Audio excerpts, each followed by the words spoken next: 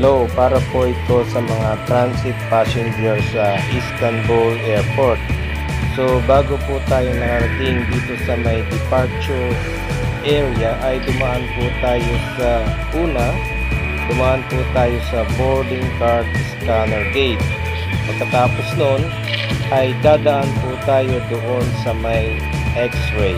Okay guys? So sa x-ray po, bawal po ang liquid. Tanggal ang sapatos at pati belt. Kailangan po walang metal sa ating katawan.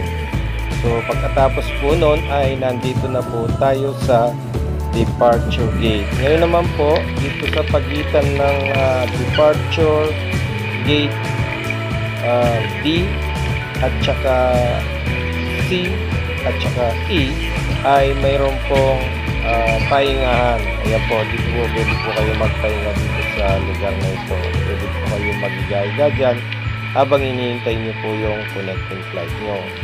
So ang reminder ko po sa inyo, dapat po lagi nating i-monitor yung gate natin. So ang gate po natin ay ipa-flash po nila yan 30 minutes bago po yung boarding time. Ano po?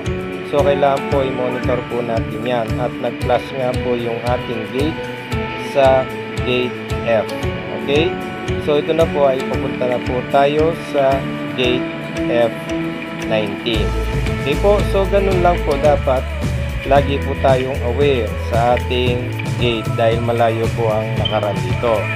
At pagdating po namin sa gate ay 1:30 boarding time na po.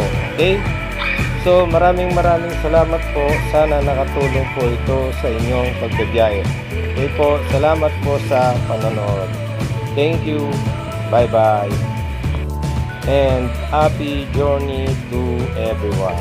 Okay guys.